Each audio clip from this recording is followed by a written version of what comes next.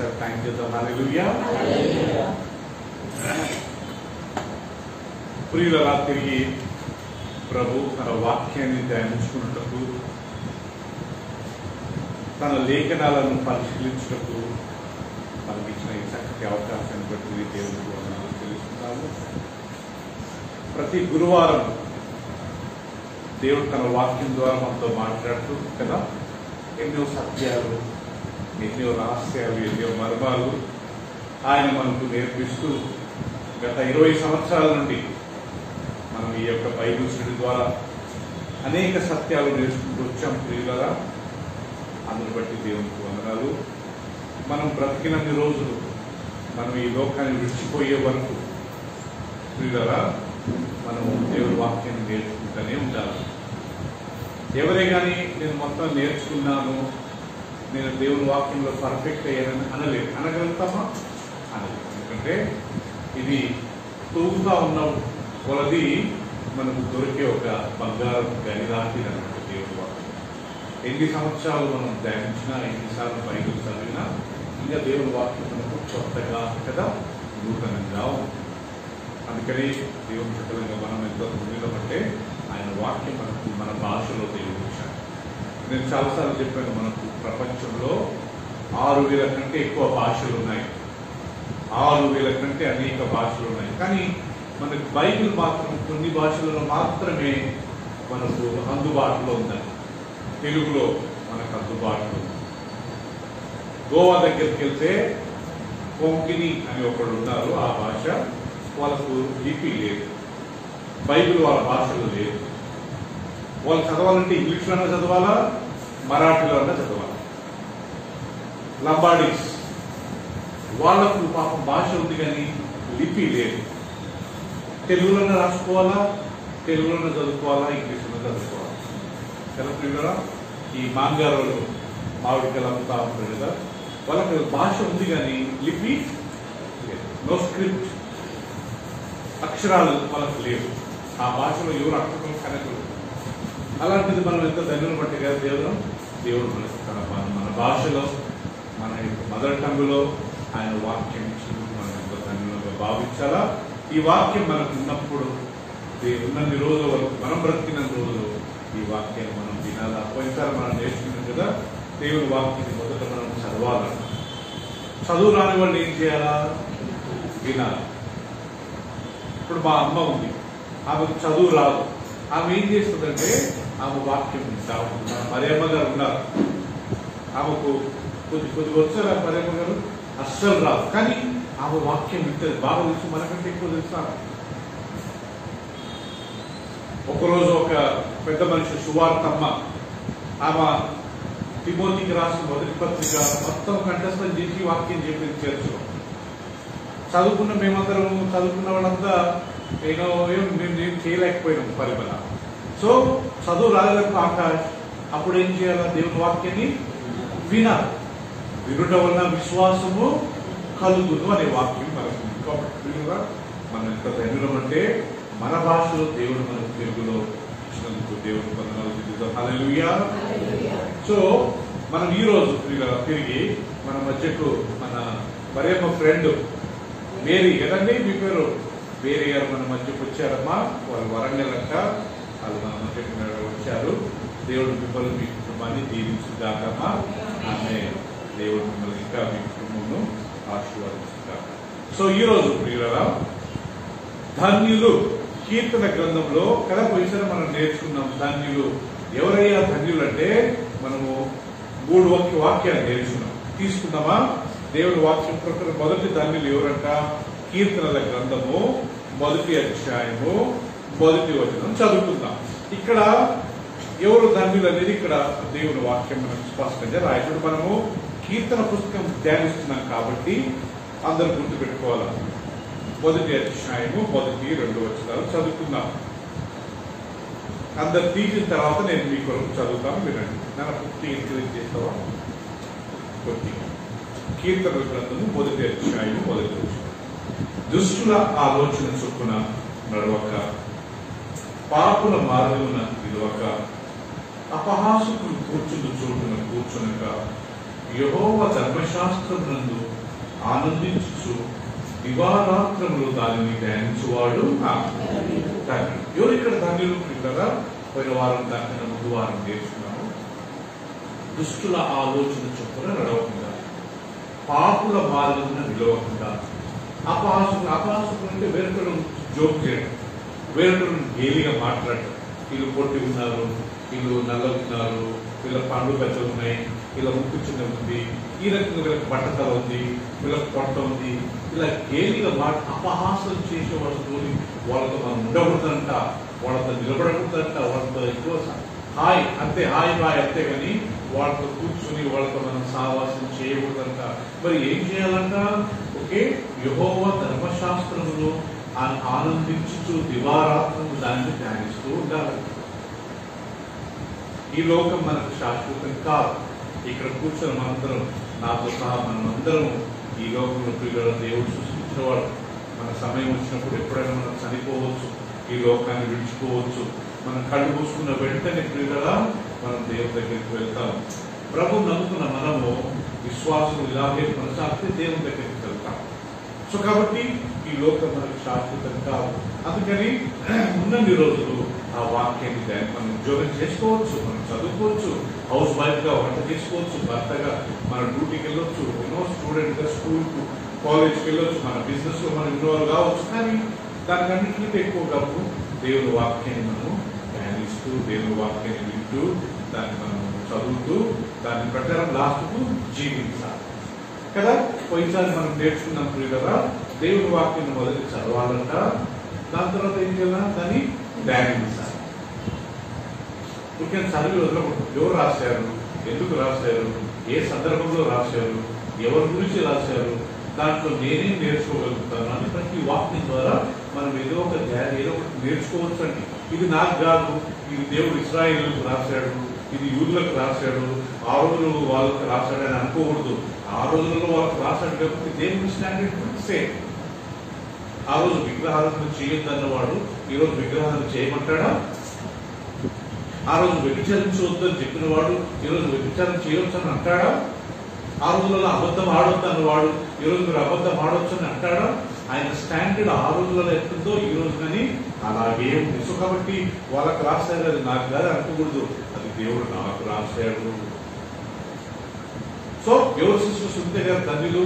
ఒకటి, పాపుల దుష్టుల ఆలోచన చొప్పున నడవకుండా, పాపుల మార్గమున నిలవకుండా, అపహాసుకులు కూర్చుని చోట కూర్చోకుండా ఏం చేయాలంట? యెహోవా ధర్మశాస్త్రములు ఆనందించుచు దివారాత్రములు దానిని ధ్యానించువారు వాళ్ళు బతుకుతారు. రెండో ధన్యులు ఎవరంట? కీర్తనల గ్రంథం 32వ అధ్యాయం.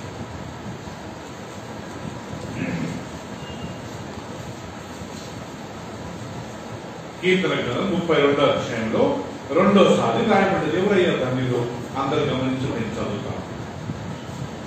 తన అతిక్రమములకు పరిహారం నొందినవాడు, తన పాపములకు ప్రాయశ్చిత్తము నొందినవాడు ధన్యుడు. యెహోవా చేత నిర్దోషి అని ఎంచబడిన వాడు, ఆత్మలో కపటము లేనివాడు ఎవరంట? ధన్యుడు. సో రెండో ధన్యులు కీర్తన పుస్తకంలో రాయబడ్డ ప్రకారము రెండో ధన్యులు ఎవరంటే, ఎవరైతే తన అతిక్రమముల కొరకు పరిహారం పొందుతారో, తన పాపముల కొరకు ప్రాయశ్చిత్తం పొందుతారో వాళ్ళంతా ధన్యులు. ఏం నేర్చుకున్నాం మనము? మనం ఏదైనా తప్పు చేసినాము, మనం ఏదైనా తప్పుగా ప్రవర్తించాము, ఏదైనా పాపం చేశాము, ఎవరికైనా బాధ పెట్టాము, ఈరోజు బైబిల్ చదవలేదు, ఈరోజు మనం మందిరానికి వెళ్ళలేదు అని మనకి ఏదైనా గిల్టీగా ఫీల్ అయితే, చాలా మంది ఉన్నారండి మందిరానికి రాకుండా వాళ్ళు గిల్టీగా ఫీల్ కాదు. ఎందుకంటే వాళ్ళ మనస్సాక్షి వాత వేయబడ్డ మనస్సాక్షి, వాళ్ళు దేవునికి పెద్ద ఇంపార్టెన్స్ ఇవ్వరు.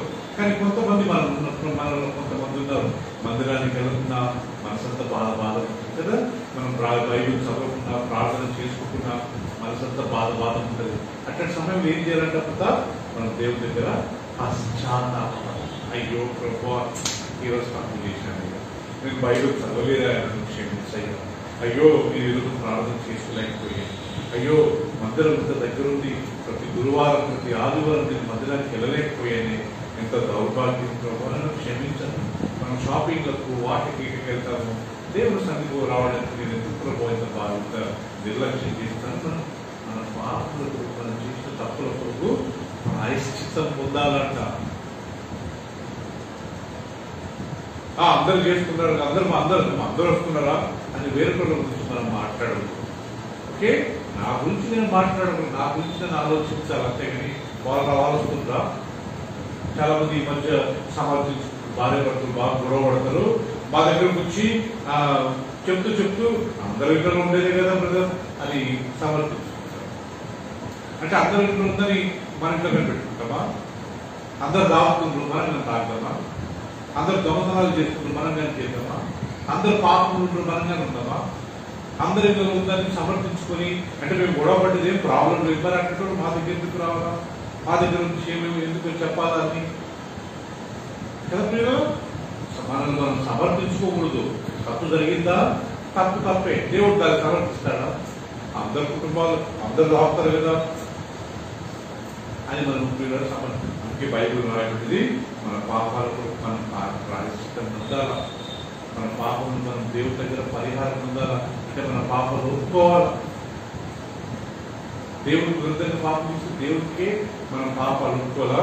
మనిషిని బాధ పెట్టినట్టు ఆ మనిషి దగ్గరికి వెళ్ళి మనం సారీ చెప్పాలా.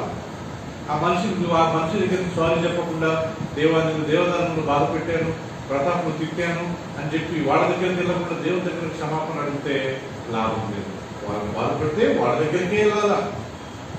నేను నా భార్యను తిట్టాననుకోండి, అరిచాననుకోండి, నా భార్య దగ్గరికి వెళ్ళి క్షమాపణ అడగాల. ఆమె దగ్గర పోకుండా దేవాలను క్షమించండి అన్నాను అనుకోండి, దేవుడు క్షమించడం ఫస్ట్ ఆమెను క్షమించాలి. సో రెండోది పిల్లల, తన అతిక్రమముల కొరకు పరిహారం నొందినవాడు, తన పాపములకు ప్రాయశ్చిత్తం నొందినవాడు ధన్యుడు. యెహోవా చేత నిర్దోషి అని ఎంచబడిన వాడు ధన్యుడు. ఆత్మలో కపటము లేనివాడు ధన్యుడు. ఎవరైతే ఆత్మలో కపటం పెట్టుకోరో వాళ్ళంతా ధన్యుడు. తెలుసు కదా కపటం అంటే? వాళ్ళు అలా చేశారు అని ఎప్పుడు మనసులో పెట్టుకొని సమయం వచ్చే వరకు ఆగి అన్ని ఒకరోజు అది గ్లాస్ చేసేస్తారు. అది కపటం. వాళ్ళకు ఆశీర్వాదం దొరకదు కదా. వాళ్ళకి అది ఆశీర్వాదకరంగా ఉండదు. మనసులో కపటం పెట్టుకోకూడదంట, మర్చిపోవాలంట. దేవుడు మనుషులు క్షమించి మర్చిపోరంట, కానీ దేవుడు క్షమించి మర్చిపోతాడు. మనం ఒకసారి క్షమించిన తర్వాత మర్చిపోవాలి అంతే. మళ్ళా ప్రేమగా ఉండాలి. చాలాసార్లు నేను చెప్పాను కదా, మనం మనుషులకు సమాధానం లేకుండా పరలోకానికి వెళ్ళలేము. ఎవరైనా కలిసినప్పుడు మనం ఫస్ట్ అలా చెప్పాలా, మనమే ప్రైజ్ కూడా చెప్పాలా, బతుక మనమే షేక్ ఇవ్వాలా, మనమే వాళ్ళ దగ్గరికి వెళ్ళి గుడ్ మార్నింగ్, గుడ్ ఈవినింగ్ అని మనమే చెప్పాలా. పోయేటప్పుడు మనమే గుడ్ నైట్, బాయ్ చెప్పాలా. అది తగ్గింపు. ఆయన చెప్పడం ఏంటి, ఆమెకు చెప్పడం ఏంటి, ఆమె నాకు చెప్తుందా అని మనం అనుకున్నాం అనుకోండి కదా. సో అది మంచి పద్ధతి. వాక్యం మనకు అది నేర్పించలేదు. యేసుక్రీస్తు మార్గం ఎలాంటిదంటే, ఇతరులు మీకు ఏం చేయాలని కోరుకుంటున్నారు మొదట మీరు అది వారికి చేయండి. నాకు రిక్కి హలో చెప్పాలా అనుకున్నాను అనుకోండి, నేను ఏం చేద్దాం, ఫస్ట్ నేను ఆయనకి హలో చెప్పాలి, అంతే కదా. రిచ్చి నేను చెప్పకుండా రిక్కి నాకు హలో చెప్పట్లేదు, ఏబ్రా నీకు అంత పూరా అంత గర్వం అని నేను అన్నాను అనుకోండి, గర్వం ఆయనకు కాదు, ఎవరికి? నాకు. మర్యాద లేదు ఆయనకు కాదు, నాకు. పెద్దలంటే మర్యాద లేదు, నీకు అదే మనకి నాకే మర్యాద లేదనమాట. అట్లా మాట్లాడే వాళ్ళందరికీ మంచి పద్ధతి కాదు. మన పాపాలకు ప్రాయశ్చిత్తం పొందాలా. మన హృదయంలో ఎలాంటి కపటము పెట్టుకోకూడదు. మన హృదయం సాఫ్ ఉండాలి. హృదయ శుద్ధి గల వారు ధన్యులు, వారు దేవుణ్ణి చూచెదరు. దేవుణ్ణి చూడాలంటే హృదయం ఎట్లుండాలంటే పరుగుల శుద్ధిగా ఉండాలి కదా. మనం శుద్ధి లేకుండా వాళ్ళకి అన్నారు, తిప్పారు, నాకు హలో చెప్పలేదు, నాకు మెసేజ్ రిప్లై ఇవ్వలేదు, నా నంబర్ బ్లాక్ చేసేసారు, ఓకే నాకు వందనాలు చెప్పలేదు అని చెప్పి మన హృదయంలో కప్పం పెట్టుకున్న ఒక రోజు వచ్చి వాళ్ళని మనం తిట్టుకున్నాం అనుకోండి, అది మరీ ఘోరం అండి, మంచి పద్ధతి కాదు. సో ఒకటి, మనం చెడు సావాసం చేయకూడదు. ఎప్పుడు దేవుని వాక్యాన్ని ధ్యానించిన వాళ్ళంతా ధన్యులు. రెండోది, మన పాపముల గురించి మనం ప్రాయశ్చిత్తం ఉంది. మన పాపాలు దేవుని ముందు, మనుషుల ముందు ఒప్పుకునే వాళ్ళు ధన్యులు. మూడోది ఎవరు ధన్యులు? కీర్తనలు 41వ అధ్యాయం. కీర్తనల గ్రంథము 41వ అధ్యాయము మొదటి 2 వచనాలు. అందరు గమనించండి. 41:1-2. బీదలను కటాక్షించువాడు ధన్యుడు, ఆపత్కాలమందు యెహోవా వానిని తప్పించును. యెహోవా వానిని కాపాడి బ్రతికించును. భూమి మీద వాడు ధన్యుడగును. వాని శత్రువుల ఇచ్చకు నీవు వానిని అప్పగింపవు. మూడోది ఎవరు ధన్యులంట? రికి బీదలను కటాక్షించువారు, బీదలకు సాయం చేసేవారు కదా. రిచి నాకే లేదు, నేనేమి ఇవ్వాలని ఎప్పుడు అనుకోకూడదు ప్రియులు. మనకంటే ఇంకా బీదలు ఉన్నారు కదా. మనమన్నా 10,000, 12,000, 15,000 అద్దె ఇంట్లో ఉంటున్నాం. మనకంటే గుడిసెలలో ఉండే వాళ్ళు ఉన్నారు కదా, అడుక్కునే వాళ్ళు ఉంటారు కదా. మనకంటే బీదలు మన వాచ్మెన్లు ఉంటారు కదా. వాళ్ళకి పెద్ద ఇన్కమ్ ఉండదు, రాబడి ఉండదు, జీతం ఉండదు, కష్టపడుతూనే వాళ్ళకు. అలాంటి వాళ్ళకు కదా ఎవరైనా మనం నోట్ చేసుకోవాలి. మన కంటి ముందు ఎవరైనా సఫర్ అవుతున్నారు, అలాంటి వాళ్లకు మనం సాయం చేయాలి. బీదలను కటాక్షించువాడు తండ్రుడు. పోయిన వారం నేర్చుకున్నాము. బీదలకు సాయం చేయవాడు ఎవరికి అప్పిస్తున్నాడు? యెహోవాకు అప్పించును కదా. ఓకే, బీదలకు సాయం చేస్తే ఆకాష్ మనకు యెహోవాకు అప్పిస్తున్నామంట. యెహోవాకు అప్పిస్తే ఆయన ఊరుకుంటాడా? దానికి వడ్డీకి వడ్డీ ప్లస్ చక్రవడ్డీ ఆల్మోస్ట్ డబుల్ ట్రిపుల్ ఇస్తాడంట ప్రియులారా. పోయిన వారం మనం నేర్చుకున్నాము. యేసుక్రీస్తు అంటాడు, నేను ఆకలి ఉన్నప్పుడు నాకు అన్నం పెట్టాడు, దాహం నాకు నీళ్ళు ఇచ్చాడు, నాకు బట్టలు లేనప్పుడు నాకు బట్టలు ఇచ్చాడు, చెరసాలు ఉన్నప్పుడు నన్ను దర్శించారు కదా. పేరు జైల్లో ఉన్నప్పుడు, హాస్పిటల్ ఉన్నప్పుడు నన్ను దర్శించారు. వీళ్ళంటారు, ఎప్పుడు వచ్చామయ్యా, నువ్వు ఎప్పుడు ఆకలి ఉన్నట్లు చూసి నీకు అన్నం పెట్టాము, ఎప్పుడు బట్టలు లేకుండా చూసి నీకు బట్టలు ఇచ్చాము, ఎప్పుడు నువ్వు జైల్లో ఉండడం చూసి వచ్చి నీకు దర్శించాము, ఎప్పుడు నాయన నువ్వు పరదేశం వైపు నేను చేర్చుకున్నావు, ఇప్పుడయ్యా ఎప్పుడు వచ్చావంటే అప్పుడు యేసుప్రభువు మీరు బీదలకు చేశారు కాబట్టి అది మీరు నాకు చేసినట్టు. అంటే బీదలకు చేస్తే ఎవరు చేసినట్టుకి? దేవునికి చేసినట్టు.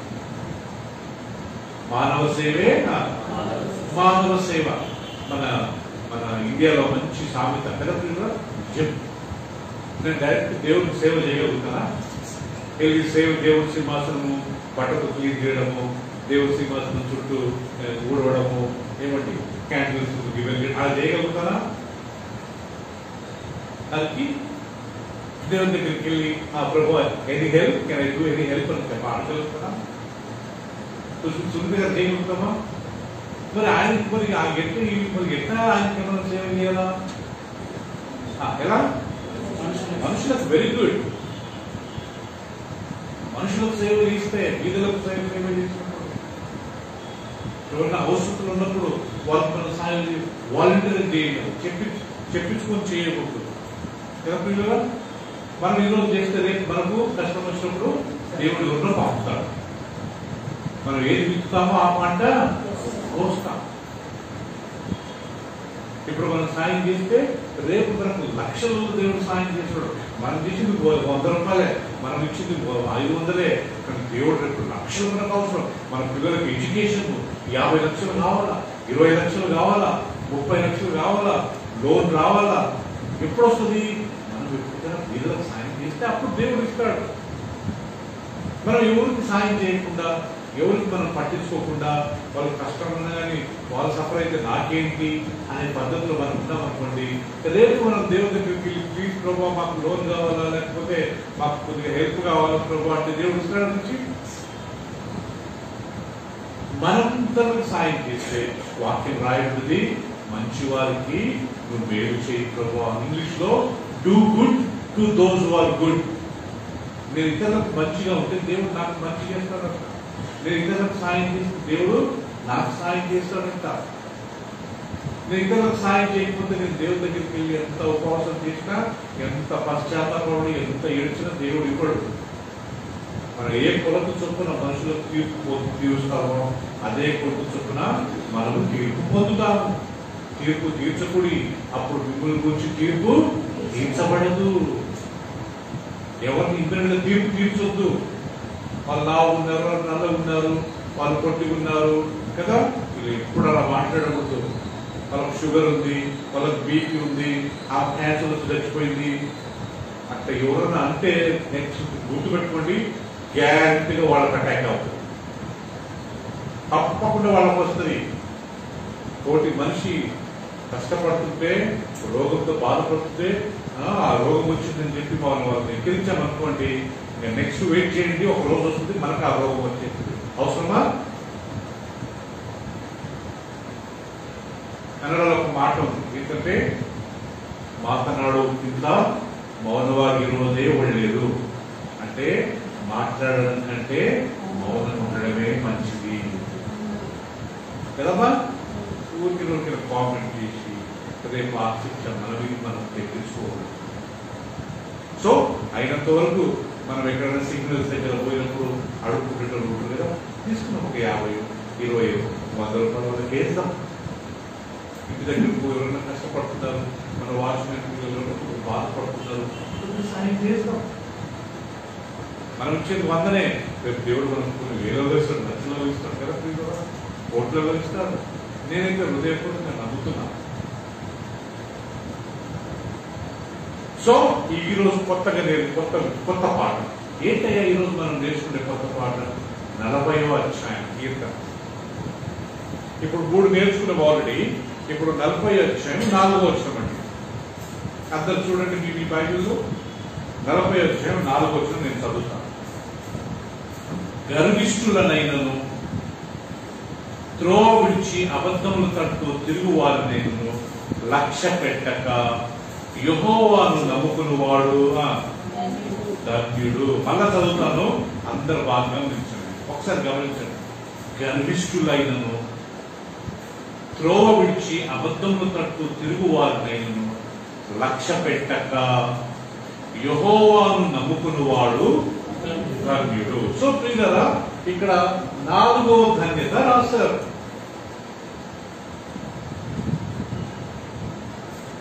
ఏం చేయాలంటే ఇక్కడ ముఖేష్, ఎవరైతే గర్విష్ఠులై ఉంటారో, ఎవరికైతే ఆ పొగురుపోతామంటారు కదా, అహంకారం ఉంటుందో, ఎవరైతే ఊరికి సత్యాన్ని వదిలి అబద్ధాలు చక్కగా రాయబడి అబద్ధాలు ఆడతారో వాళ్ళని మనం లక్ష్య పెట్టకూడదంట. ఇంగ్లీష్ లో ఒక మాట ఉంది, nothing to do with them. వాళ్ళతో మనకు సావాసం వద్దు, హాయ్ బాయ్ అంతే. ఎందుకు? ఆ గర్వం నాకు వచ్చే అవకాశం ఉంది. ఇది దేవుడు వాక్యం ప్రియులారా. ఒకరోజు ఒక ఆయన మాట్లాడితే ఏమన్నాడంటే, ఇవన్నీ ఎందుకు సార్, యేసుప్రభుని నమ్ముకుంటే చాలు మనం పరలోకానికి వెళ్తాం. మరి బైబిల్ ఎందుకు రాస్తాడు దేవుడు? ఉరికి ఒక నమ్మకం ఉంది కదా, ఇది ప్రాక్టీస్ వద్దా? మనం ఈ లోకంలో భార్యతో ఉంటాం, భర్తతో ఉంటాం, పిల్లలతో ఉంటాం, సొసైటీకి వెళ్తాము, జాబ్ చేస్తాము, షాపింగ్కి వెళ్ళాలా, ఈ డీలింగ్స్ లో మనం ఎలా జీవిస్తున్నాం అది కానీ ముఖ్యం కదా. ఊరికే యేసుప్రభుని ఇంట్లో చూస్తామా? మనం సొసైటీలో సమాజంలో తిరగాల, అందరితో మాట్లాడాలా, మన ప్రవర్తన మార్చుకోవాలా, ఆ ప్రవర్తనలో మార్పు రావాలా, అబద్ధం ఆడకూడదు. ఆ యేసుప్రభు నమ్ముకుంటే చాలు పరలోకానికి వెళ్తున్న దేవుడు ఎందుకు వేస్ట్గా రాశాడా? 10 ఆజ్ఞలు కదా, ఆయన ప్రేమించుడి.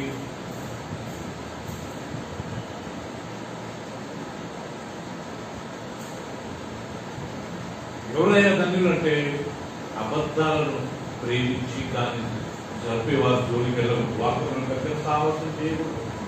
గర్విష్ఠుల పట్ల మనం ఎక్కువ వాళ్ళతో ఎక్కువ మనం సావాసం చేయదు. కొంతమందికి వీళ్ళ బై బర్త్ ఉంటుంది, మాట్లాడితే గర్వంగా మాట్లాడతారు, మాట్లాడితే అహంకారంగా మాట్లాడతారు. వాళ్ళు చూపే అహంకారం బైబిల్ రాబడదు. గర్వపు చూపులు చూసేవాళ్ళు దేవుడిని అసహ్యమో, ఆ లుక్లోనే గర్వం అనమాట. ఎప్పుడా అన్నట్టుగా చూస్తారు. మాట్లాడితే చాలు కదా.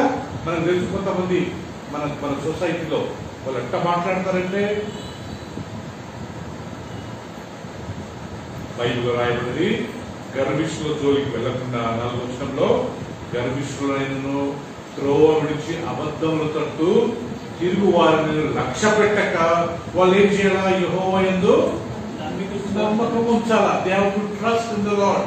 ఇంగ్లీష్ బైబిల్ ఇచ్చి చదివించి 40:4 Psalms 40:4. Blessed is that man who makes the Lord his trust. Who makes the Lord his trust. And does not respect the proud, nor such as turn aside to lies. Okay, so he will not respect the proud. Garbishnu Patham. Hi, Ate. త్రోవ తప్పి కొంతమంది ప్రియులరా, కొంతమంది భక్తు వీరి గురించి త్రోవ తప్పి అబద్ధాలే చెప్తుంటారు. చక్కగా రాయబడింది. ఎంతమంది ప్రియులను ఆలోచించిన వాళ్ళు, మంచిగా మందిరానికి వచ్చేవాళ్ళు, బాప్తిసం తీసుకున్నవాళ్ళు, భక్తుల గురించి అందరు సంపాదించారు, నేను సంపాదించాను, అందరు కార్లు ఉన్నాయి, నేను కానీ కారు కొనాలా, అందరికి మొబైల్ ఫోన్స్ ఉన్నాయి, నాకు స్మార్ట్ ఫోన్ కావాలా, అందరూ అది చేసుకుంటారని చెప్పి అబద్ధాలు చెప్పి అబద్ధాలతో తెలిస్తే అబద్ధం, తెలిస్తే అబద్ధం.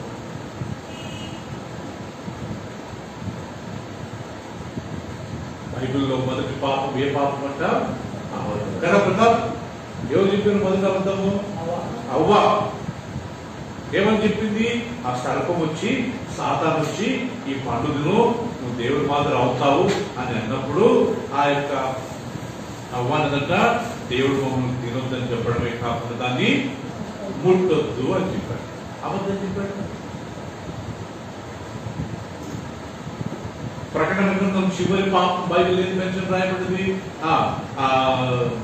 తిరిగి వారు, తర్వాత అవిశ్వాసులు, అసహ్యులు, వ్యభిచారులు, మాంత్రికులు, విగ్రహారాధికులు, ఓకే, నరాంతకులు, అబద్ధికులు అందరూ అగ్ని గంధకములతో మండు గుండంలో పాలు పొందుదురు.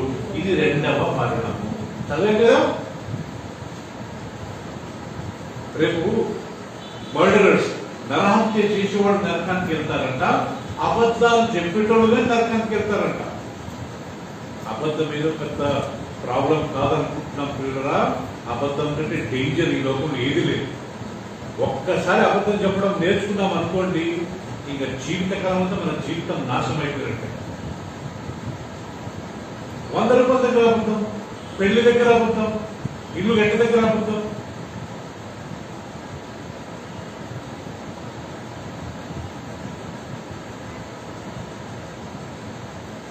త్రోవ తప్పి, త్రోవ విడిచి అబద్ధంలో జరిగించే వారిని మనం ముందు లెక్క చేయకూడదంట. మనకు తెలుసు, వీళ్ళు తెలిస్తే అబద్ధం ఆడతారు, వీళ్ళు మాట్లాడితే పొగురు, ఆకారం, గర్వము,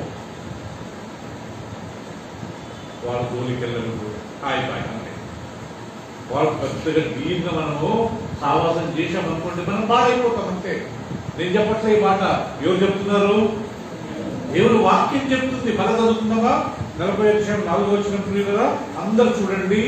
గర్విష్ఠులనైనను, త్రోవ విడిచి అబద్ధముల తట్టు తిరుగు వారినైనను లక్ష్య పెట్టక, మనం వాటిని ఏం చేయకుండా లక్ష్య పెట్టకుండా మనం ఏం చేయాలా?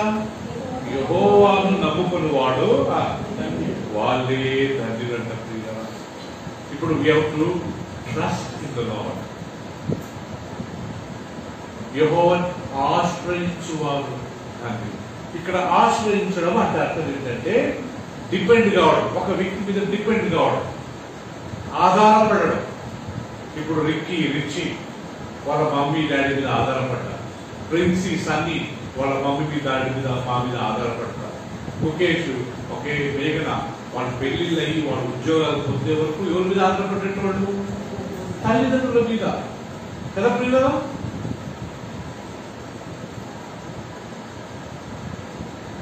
వీళ్ళు చదువుకొని రేపు మంచి ఉద్యోగం పొంది రేపు పెళ్లిళ్ళయ్యి వాళ్ళ జీవితం వాళ్ళు సపరేట్ వెళ్ళి అప్పుడు వాళ్ళు తల్లిదండ్రుల మీద ఆధారపడరు. వాళ్ళు సంపాదించుకుంటున్నారు, ఇండిపెండెంట్ గా అయిపోయారు. కానీ వాళ్ళు జాబ్ దొరికే వరకు తల్లిదండ్రులతో ఉంటారు కాబట్టి ఎవరి మీద ఆధారపడ్డట్టు దేవతలు తల్లిదండ్రులు. అది ట్రస్ట్ అంటే, ఆశ్రయించడం అంటే నేను మా మమ్మీ డాడీ దగ్గర ఉంటున్నాను, నా తిండి, నా బట్ట, నా చదువు, నా సమస్తం మా తల్లిదండ్రులే చూసుకుంటున్నారు, నేను వాళ్ళ మీద డిపెండెంట్.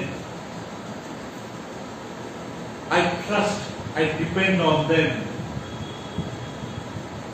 ఆశ్రయించడం అంటే ఒకరి మీద ఆధారపడము.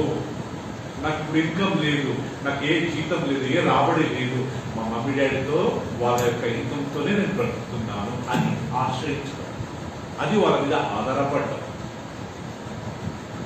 సో ఇక్కడ గర్విష్ఠులకు, అబద్ధాలు చెప్పే వాళ్ళకు దూరం ఉండి మనం ఎవరిని ఆశ్రయించాలా? ప్రభుని ఆశ్రయించాలా. ఏ విషయంలో ఆశ్రయించాలండి? మన ఆరోగ్యం విషయం. మనకు అప్పుడప్పుడు రోగాలు వస్తాయి. నాకు బైపాస్ సర్జరీ, నా హార్ట్ సర్జరీ అయింది, నా 2 కళ్ళు ఆపరేషన్ అయింది. నేను దేవుడు నో డౌట్ హాస్పిటల్కి వెళ్ళాను, మందులు తీసుకున్నాను, ఆపరేషన్ జరిగింది. కానీ నేను దేవుడి మీద ఆశ్రయించిన ప్రభావ నువ్వు పుట్టకుంటే నా ప్రాణం పోయినట్టే. ఎన్నోసార్లు నువ్వుతున్నావు, ఇప్పుడు నేను నువ్వుతావు ప్రభావ. ఆపరేషన్ థియేటర్కి వెళ్ళేటప్పుడు చాలా నవ్వుకుంటూ వెళ్ళాను. నాకు తెలుసు నేను తప్పకుండా బాగా అవుతాను, బయటకు వస్తాను. అక్కడ డాక్టర్లు అందరితో నవ్వుకుంటూ పోయాను, అంతా నవ్వుకుంటూ పోతున్నాం.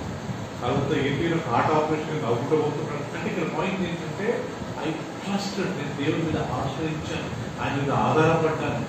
నా టైం రాకముందు నేను సావను. వస్తామా? మనకు మరణం రాదు కదానికి, మనకు సమయం వచ్చినప్పుడే మనము చనిపోతాం. ఆ సమయం ఎవరు రాయాలా? దేవుడు పెట్టిన సమయం. ప్రతి ఒక్కరికి మరణము ఒక అపాయింట్మెంట్. అప్పటి వరకు మనకేం కాదు, యాక్సిడెంట్ అయినా ఏదైనా మనకేం కాదు. నేను చాలాసార్లు చెప్పాను కదా, బెంగళూరులో ఒక ఆయన ఉండేవాడు అండి. ఆయన ఎప్పుడు తాగేవాడు, 3వ ఫ్లోర్లో ఉండేవాడు. ఒకరోజు ఈవినింగ్ పూట తాగి పైకి వెళ్ళి బట్టలు ఏదో తీసుకున్నాడంట. కింద ఒక పెద్ద మనిషి బియ్యం వేరుకుంటుంది, రాత్రికి అన్నం వండుకుందామని 6:30 గంటలకు. ఆయన బ్యాలెన్స్ మిస్ అయి పడ్డాడు అన్నించి. ఆయన తమిళైన రామచంద్ర అని, కింద కూర్చున్నామో తెలుగు ఆమె మీద పడ్డాడు. ఆమె చచ్చిపోతే ఆయన పాపడ్డాడు. ఆమె చనిపోయింది, ఆయన పాయింట్ ఏంటంటే దేవుడు నిర్ణయించిన సమయం వచ్చే వరకు మనకేంటి. అందుకే మనం ప్రతి ఒక్కరు ఏం చేయాలా? జ్వరం వచ్చినా, హాస్పిటల్కి వెళ్ళా, ప్రభువా ఐ ట్రస్ట్ ఇన్ యు, నేను ఇదే ఆశ్రయిస్తున్నాను అని మనము దేవుడి మీద ఆశ్రయించినప్పుడు అది మనకు ఆశ్రయం. రెండోది, మనం ఆర్థికంగా మనం సంపాదించినా, మనకు దేవుడు మంచి ఇన్కమ్ ఇచ్చినా, అద్దె పైసలు వస్తున్నా, మన వ్యాపారం నుంచి పైసలు వస్తున్నా, ప్రతి ఒక్కరు మనం ప్రభు మీద ఆధారపడాలా. ఒక్క సెకండ్ మన ఆధారం పడిపోతుంది అనుకుంటే దేవుడు కదా. అడాలి మనందరూ తెలుసుకుంటే కరెక్ట్ 1 year బ్యాక్ ఆయన కొద్దిగా షేర్లు హిడెన్బర్గ్ అని చెప్పి అమెరికాలో ఒక సంస్థ ఈయన చిత్తంతా బయట పెట్టింది. ఒక్క రోజు కొన్ని లక్షల కోట్లు మొత్తం పడింది. లక్షల కోట్లు పడిపోయింది. మన ఇన్కమ్ దేవుడు అనుకుంటే స్టాప్ చేస్తాడు, ఏం చేస్తామండి? కాబట్టి ప్రభువా ఎంత మనకు పెన్షన్ వచ్చినా, ఎంత మనకు జీతం వచ్చినా, ఎంత ఇంటి అద్దె వచ్చినా కదా, మన వ్యాపారంలో ఎంత బిజినెస్ వచ్చినా మనం ఏం చేయాలంటే టోటల్ గా దేవుడి మీద ప్రభువా ఈ ఇన్కమ్ నువ్వు ఇచ్చిందే ప్రభువా. నాకు ఎవరు పంపినా, మా అక్క పంపినా, మా అత్తగారు పంపినా, మా అన్నయ్య పంపినా, మన సంఘంలో ఎవరికైనా మనకు కానుక ఇచ్చినా నేను థ్యాంక్స్ చెప్తా, దేవుడికి థ్యాంక్స్ చెప్తా. ప్రభువా నువ్వే ఇచ్చావు ప్రభువా, I trust in you, I believe. ఇవ్వలేదు, నేను ఏం చేయలేదు ప్రభువా.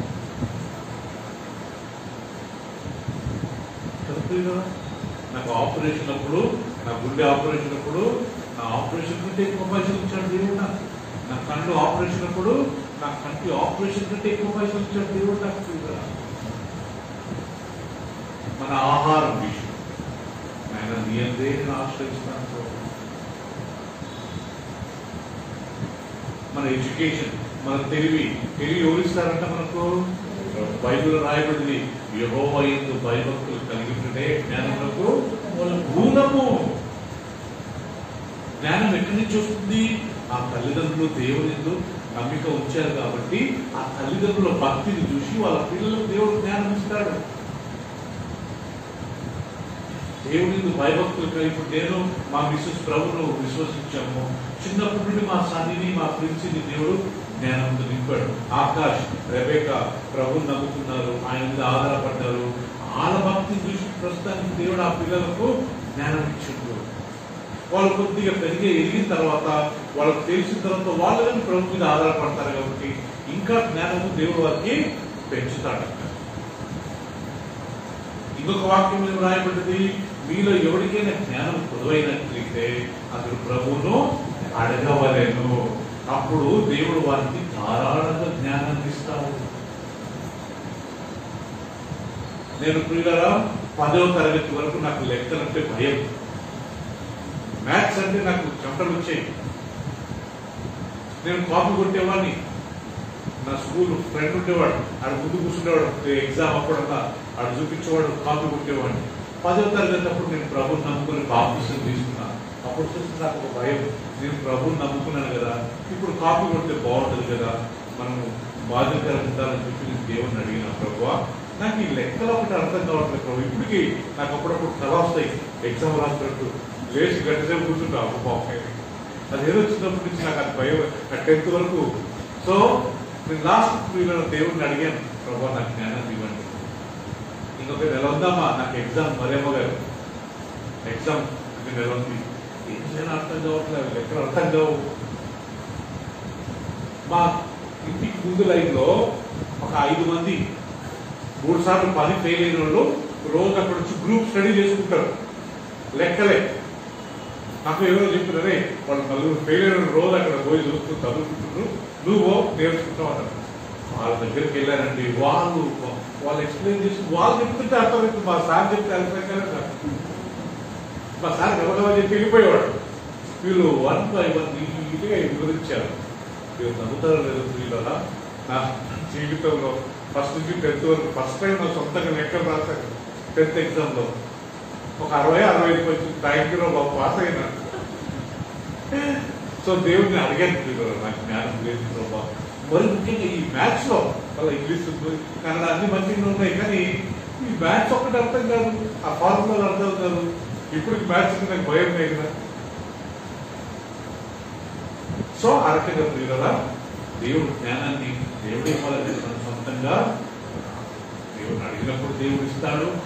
తల్లిదండ్రులు దేవుడితో విశ్వాసం ఇచ్చినప్పుడు దేవుడు వాళ్ళ పిల్లలకి ఇస్తాడు. ఆయన అంతేకాకుండా యెహోవా యందు భయభక్తులు కలిగి మనం జీవిస్తూ దేవుడు మన జ్ఞానాన్ని. సో ఏ విషయంలో దేవుడి మీద ఆధారపడాలంట, మన ఆరోగ్య విషయంలో, ఫైనాన్స్ ఆర్థిక విషయంలో, మన జ్ఞానం విషయంలో, పిల్లల మన ప్రయాణాలలో, మనం ఎన్నిసార్లు ప్రయాణం చేస్తుంటారు పిల్లల, చిన్న యాక్సిడెంట్ చాలు మన కాళ్ళు చేయించుకోవడం, మన ప్రాణాలు కూడా. కానీ దేవుడు చక్కగా కాపాడుతాడు. విమానంలో పోయేటప్పుడు, ట్రైన్లో పోయేటప్పుడు, బస్సులలో పోయేటప్పుడు, 2 వీలర్లో అన్ని స్థలాల్లో మనకు ప్రమాదం పొంచి లేదా 2 వీలర్లో పోతూ యాక్సిడెంట్ అయి చనిపోవడం లేదా, ట్రైన్లో నుండి యాక్సిడెంట్ అయ్యి ఒరిస్సాలో మనకు కదా, మన బాలేశ్వర ప్రతాపాల ఊరు దగ్గర ప్రతాప్ ఆ ముందు రాత్రి వచ్చాడు, మరుసటి రోజు అక్కడ యాక్సిడెంట్ అయ్యాడు ఒరిస్సాలో. మంచి నిద్రపోయారంట, 230 మంది ఎంతమంది చనిపోయారు. సో మన అంతరకు మనకు ప్రమాదం ఉంది, కానీ మనకు కాపాడుతున్నది ఎవరు? సో ఆ రకంగా మనం అన్ని విషయాల్లో దేవుడి మీద ఆధారపడాలా. మనకి ఎంత తెలివిగా ఎంత జ్ఞానం ఉండాలి, దేవుడు ఇచ్చింది అనుకోవాలి, కానీ గర్వించకూడదు, నేను అందరికంటే స్మార్ట్ అని అనుకోకూడదు. ఫైనాన్షియల్ ఆర్థికంగా వచ్చిందా దేవుడు ఇచ్చింది అనుకోవాలి. అందుకే we have to trust in the Lord. రేపు ఇవన్నీ లేకుండా కొద్ది కష్టం వచ్చింది అనుకోండి, ఆ సమయంలో దేవుడి మీద ఆధారపడాలా? దేవుడి మీదనే ఆధారపడాలా. ఇన్ని సంవత్సరాలు ఇచ్చింది కదా, ఇక విధంగా ఇస్తాడని మనం నమ్మాలి. బైబిల్లో ఒక చక్కటి వాక్యం ఉంది, బైబిల్ అది మధ్య ఉంటుందంటే, సెంటర్ ఉంటుందంటండి. కీర్తన 118 వచ్చి 118 verse 8, 118, 8, 9 అందరూ తీయండి పిల్లలు. 118 ఇది బైబిల్లో సెంటర్ లో ఉన్న వాక్యం అంటండి.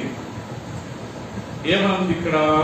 మనుష్యులను నమ్ముకునుట కంటే యెహోవాను ఆశ్రయించుట మేలు, రాజులను నమ్ముకునుట కంటే యెహోవాను ఆశ్రయించుట మేలు. వేగిన English చదువుదా? It is better to trust in the Lord than to put confidence in man. than to put confidence in man. It is better to trust in the Lord It is better to trust in the Lord than to put confidence in princes. than to put confidence in princes. మనుషులను నమ్ముకున్నట కంటే యెహోవాను ఆశ్రయించుట మేలు. ఎందుకు చెప్పండి ప్రియులారా? మనుషులు నమ్మదగిన వారు కారు. వస్తానని చాలాసార్లు రారు, ఇస్తానని చాలాసార్లు ఇవ్వరు, చేస్తానని చాలాసార్లు చెయ్యరు. అందుకే మనుషులను మనం నమ్మలేము. ఆర్థికంగా సాయం ఇబ్బంది వచ్చిందనుకోండి, ఎవరో ఇస్తారనడానికి అనుకోవడం కంటే దేవుడు ఇస్తాడని అనుకోవాలి. ఏ కష్టం వచ్చినా నేను ఈ బ్రదర్ కాల్ చేస్తే, ఈ సిస్టర్ కాల్ చేస్తే అనుకోవచ్చు కదా.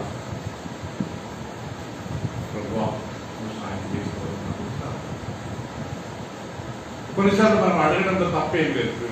చాలా కష్టం ఉన్నప్పుడు మనం ఇచ్చేటప్పుడు కానీ మనం ఎవరన్నా మనం అడిగినప్పుడు, నిజంగా కష్టంలో ఉన్నప్పుడు మనం సాయం చేయాలి. మనం మళ్ళీ ఇస్తారు లేదు. నన్ను ఎవరన్నా నాకు కష్టం ఉంది, ఒక 10,000 ఇవ్వండి అంటే 10,000 ఇవ్వాలని లేదు, ఒక 2,000 పంపుతాను, మళ్ళీ ఇవ్వాల్సిన అవసరము లేదు అని ఇచ్చేస్తాను. కష్టం ఉన్నప్పుడు మనం అడగాలి. మనల్ని ఎవరైనా అడిగినప్పుడు మనం సహాయము చేయాలి. మనం చేయలేదనుకోండి, రేపు మన కష్టం వచ్చినప్పుడు ఎవరు మన సహాయము చేయరు, గ్యారెంటీ చేయరు. అందుకే మనుషులను నమ్ముకున్నట కంటే ఎవరిని ఆశ్రయించాలా? ప్రభువా, నా చదువులో, నా ఉద్యోగంలో, నా ఆర్థికంలో, నా ఆరోగ్యం విషయంలో, నా ప్రయాణంలో తప్పకుండా నువ్వే సాయం చేస్తావు. సో మనుషులు నమ్ముకుని మనుషులు చేయకుండా ఇప్పటి నుంచి మనం ప్రాక్టీస్ చేసుకోవాలి. మనుషులు కాదు, కానీ నువ్వే. భక్త సింగ్ గారు అంటే ఉండేవారు కదండి, హెబ్రోన్. ఆయన ఏదైనా అవసరం ఉంటే మోకాళ్ళలోకి ప్రార్థన చేసేవాడు.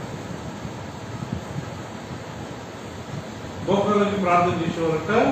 ఆ అవసరం దేవుడు ఎవరి ద్వారా పంపేవారంట.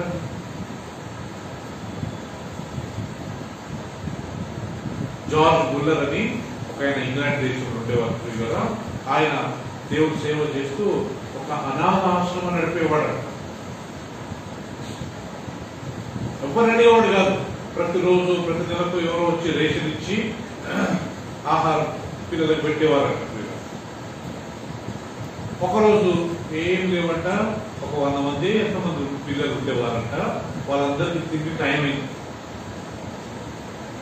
ఏం లేవు, అందరూ పోయి కూర్చున్నారంట. వంటలు ఏం లేదు, వీళ్ళంతా కూర్చొని ప్రేయర్ చేసుకుంటున్నట్ట. ఎక్కడి నుంచి వచ్చిందో ఫుల్ ఫుడ్ వచ్చిందంట. రేషన్ లేదు. అయిన తర్వాత జరిగింది ఏంటంటే, ఇంగ్లాండ్ దేశంలో కదా ఒక పెద్ద పార్టీ జరిగిందంట. ఆ పార్టీలో ఆ పార్టీ ప్రోగ్రామ్ పెట్టుకున్నారంట. ఏదో కారణం వల్ల క్యాన్సర్ అయిపోయిందంట. ఆ వండిన ఫుడ్ అంతా ఏం చేయాలని వీళ్ళు అనుకుంటుంటే ఎవరో చెప్పారంట, జార్జ్ బుల్లర్ గారు ఒక చిన్న అనాథాశ్రమం నడుపుతున్నారండి, అక్కడ 100 మంది పిల్లలు ఉన్నారు, వాళ్ళకి ఇచ్చేస్తే వాళ్ళు తింటారు, రేపు నమ్ముతారు లేదో వచ్చి జార్జ్ బుల్లర్ గారు ప్రేయర్ చేస్తా ఉన్నారంట. వాళ్ళు వచ్చి, సార్ పిల్లలంతా కూర్చున్నారు, ఫుడ్ లేదు, అందరూ టైం అయిపోయింది సార్, మీరు ప్రేయర్ చేసుకుందామని చెప్పి ప్రత్యేకిస్తా ఉంటా. లాస్ట్ ఒకరు వచ్చి ఆ ఫుడ్ అంతా వేస్ట్ కాకుండా మీకు ఇస్తున్నాం, మీ పిల్లలకు పెట్టినట్టు. అట్లా లాస్ట్ వరకు మనం దేవుడిని ఆశ్రయించినప్పుడు దేవుడు మనం చేయకూడదు. హల్లెలూయా. సో మనుషులను నమ్ముకున్నట కంటే యెహోవాను ఆశ్రయించడం మేలు, రాజులను నమ్ముకున్నట కంటే యెహోవాను ఆశ్రయించడం మేలు. ఇక్కడ రాజులు అంటే అర్థం ఏంటి? రాజకీయ నాయక. కాంగ్రెస్ గవర్నమెంట్ వస్తే మనకు అవుతుంది, టీడీపీ గవర్నమెంట్ వస్తే మనకు అవుతుంది, జగన్ పార్టీ వస్తే మనకు అవుతుంది అని ప్రియులా వాళ్ళ మీద మనం ఎప్పుడు ఆధారపడకూడదు.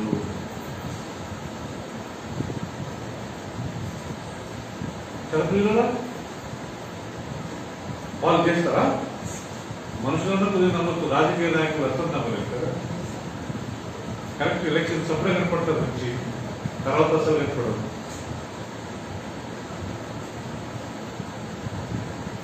రాజులు నమ్మొద్దు, రాజకీయ నాయకులు అస్సలు నమ్మొద్దు, పార్టీలు అస్సలు నమ్మొద్దు. ఏ పార్టీ వచ్చినా మనం చేసుకుంటూ చేసుకోవాలి, మన కష్టం మనకి చేయదు కదా పిల్లరా. మీకు ఎంతమంది తెలుసుకోలేదు పిల్లరా, ఒక్కరోజు ఒక ఆయన వచ్చి ఏ రోజు నేను చంపాలనుకుంటున్నాడు అయ్యా అని యేసుప్రభు చెప్తాడు.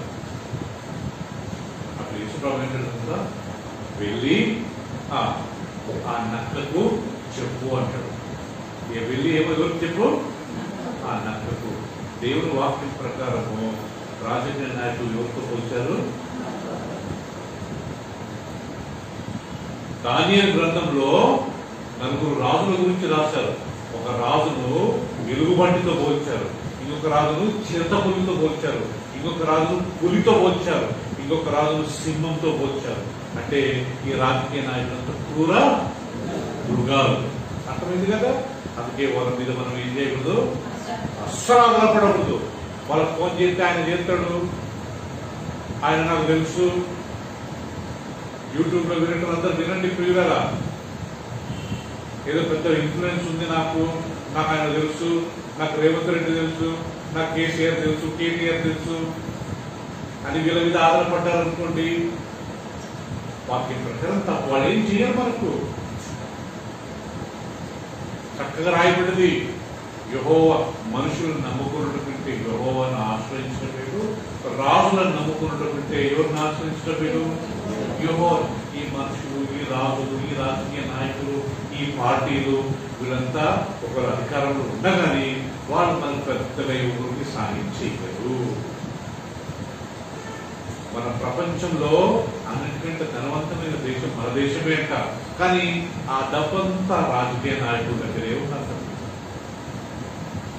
ఒక్కొక్క ఎమ్మెల్యేకి, ఒక్కొక్క ఎంపీకి సెంటర్ నుంచి ఎన్నో కోట్లు వస్తాయి. ఇప్పుడు ఈ రోడ్డు వేయండి, అది పని చేయండి, ఇది పని చేయండి, ఏం చేయకుండా వాళ్ళ ఇంట్లో కట్టిస్తారు. వాళ్ళ కారు నడిపే కారు 2 కోట్లు 3 కోట్లు, వాళ్ళు ఉండే ఇల్లు 10 కోట్లు. ఒక చిన్న 5 స్టార్ హోటల్కి తాగుతారు, ఒక చిన్న కాఫీ 1000 రూపాయలు. సో వీళ్ళ మీద మనం ఆశ్రయించు, వాళ్ళే చూసుకుంటారు. కానీ వాళ్ళు మాత్రం ఎవరికి సాయం చేసే టైపు కానీ కాదు. సో ఎవరిని ఆశ్రయించాలా? యెహోవాను ఆశ్రయించాలి, మనుషులను కాదు. మనుషులు ఏం చేయరు, రాజులు రాజకీయ నాయకులు మనకు ఏమి చేయరు. ఇర్మియా గ్రంథము ఒక అధ్యాయం చదువు. ఇర్మియా గ్రంథము 17వ అధ్యాయం. మనం ఎవరిని ఆశ్రయించాలా అనేది ఇక్కడ ఒక వాక్యం రాయాలి. బుక్ ఆఫ్ జెరమాయా 17 17వ అధ్యాయము.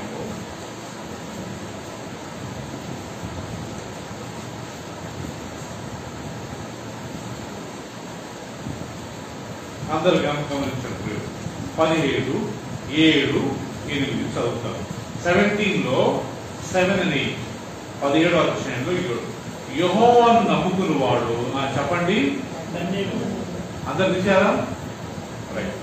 యెహోవాను నమ్ముకుని వాడు ధన్యుడు, యెహోవానికి ఆశ్రయముగా ఉండును. ఆకాశం చదువు. ఒరియాలో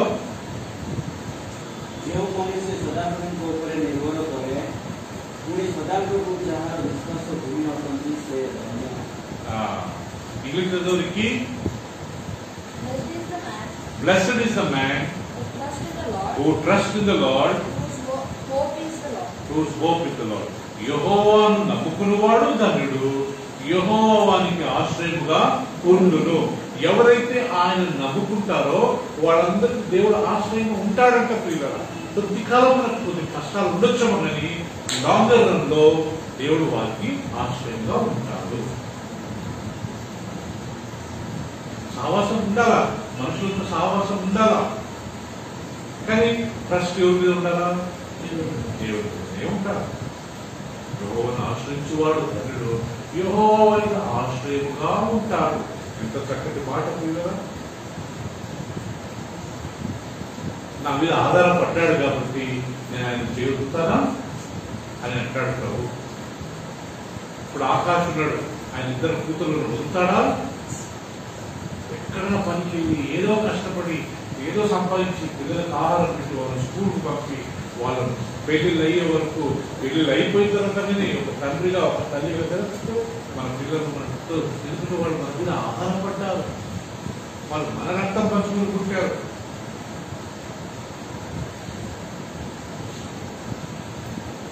యెహోవాను ఆశ్రయించు వారు యెహోవా వానికి ఆశ్రయంగా ఉంటారు. కంటిన్యూ చేయండి కదా, చదువుతాం చూడండి 7వ వచనము. యెహోవాను నమ్ముకున్నవాడు ధన్యుడు, యెహోవా వానికి ఆశ్రయముగా ఉండును. వాడు జలముల యొద్ద నాటబడిన చెట్టు వలె నుండును. అది కాలువల ఓరన దాని వేళ్ళు తన్నును. చెట్టు వెట్ట కలిగినను దానికి భయపడదు. దాని ఆకు పచ్చగా ఉండును. వర్షం లేని సంవత్సరంన చింత నొందదు, కాపు మానదు. వర్షం లేకుండా కాపు కాస్తుంట, వర్షం లేకుండా దాని యొక్క ఆకులు పచ్చగా ఉంటాయంట, దాని కాలంలో అది కాపు కాస్తుందంట. అంటే యెహోవాను ఆశ్రయించువాడు అంత ధన్యుడు. ఇదే మాట ఎక్కడుంది మనం చెప్పండి? కీర్తనలో 1వ అధ్యాయం 2వ వచనం కదా ప్రియులారా. యెహోవా ధర్మశాస్త్రములో ఆనందించు దివారాత్రములు దానిని ధ్యానించువాడు ధన్యుడు. అతడు నీటి కాలువల ఏరన నాటబడిన చెట్టు వలె ఆకువాడక తన కాలమందు ఫలించు చెట్టు వలె ఉంటుంది. దాని తర్వాత తాను చేయనంత సఫలమగును. అదే మాట ఇక్కడ ఇర్మియా గ్రంథంలో రాయడం కదా పిల్లలు. మన ట్రస్ట్, మన డిపెండెన్స్ ఎవరి మీద ఉండాలంట? సో ఈరోజు మనం నేర్చుకునే సత్యం ఏంటంటే మన ట్రస్ట్, మనం ఆధారపడడం మనుషుల మీద కాదు, రాజుల మీద అసలు కాదు, నాయకులు రాజకీయ నాయకుల మీద అసలు కాదు, ఏ రాజకీయ పార్టీల మీద అసలు కాదు. మనకు ఒక పార్టీ ఇష్టం ఉండొచ్చు, ఒక నాయకుడు ఇష్టం ఉండొచ్చు, కానీ వాళ్ళ మీద మనం ఆధారపడలేదు. ఆధారపడ్డ వాళ్ళు మనం పెద్దలు చేసి పెట్టేది ఏమి ఉండదు. బైబిల్ రాయబడింది, నరుడిని ఆశ్రయించు మానవుడు, నరుడి మీద ఆధారపడే నరుడు శాపగ్రస్తుడు. సృష్టించిన దేవుడిని మర్చిపోయి మనుషుల మీద ఆధారపడ్డ మరేమ గారు అతడు శాపగ్రస్తుడు. దేవుడు వాక్యం ఇర్మియా గ్రంథంలో ఒక వాక్యంలో రాయబడింది. నాకు అంకుల్ చేస్తాడు, ఆంటీ చేస్తుంది, మా హస్బెండ్ చేస్తాడు, మా పిల్లలు చేస్తారు, మా తల్లిదండ్రులు చేస్తారు, మా బ్రదర్ చేస్తారు, వాళ్ళే సాయం చేస్తారు, వాళ్ళే అది మనం ఎప్పుడు వాళ్ళ మీద ఆధారపడకూడదు. మన ట్రస్ట్ అంతా ఎవరి మీద ఉండాలా? దేవుడి మీద ఆధారపడి.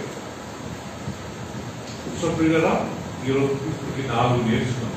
1, చెడు మార్గంలో వెళ్ళకుండా ఎప్పుడు దేవుని వాక్యం ధ్యానించేవాడు దాన్ని. 2వది, తన పాపములకు ప్రాయశ్చితం ఉంది, ఆ పాపాలు ఎదుటి వాడి దగ్గర ఒప్పుకునేవాడు దాన్ని. 3వది, బీదలను కటాక్షించేవాడు, ఎవరైనా అవసరతలు ఉన్న వారికి సాయం చేసేవాడు అంతా దాన్ని. ఈరోజు 4వది, గర్విష్ఠులు అబద్ధమాడే వారి జోలికి వెళ్లకుండా, వారికి సావాసం చేయకుండా ప్రభువును ఆశ్రయించి ఆయన మీద ఆధారపడేవారంతా ధన్యులు. వాళ్ళంతా దేవుని యొక్క మార్గంలో నడిచేవారుగా ఉంటారు. వాళ్ళు వచ్చే వారము ఇంకొక ధన్యత గురించి మనం నేర్చుకుంటాం. ఆమేన్. ప్రార్థన తలలు ఉంచుకుందామా? విన్న వాక్యం ప్రతి ఒక్కరు కళ్ళు చూసుకోండి. విన్న వాక్యాన్ని చదువులు ఎవరి మీద ఆధారపడుతున్నారు?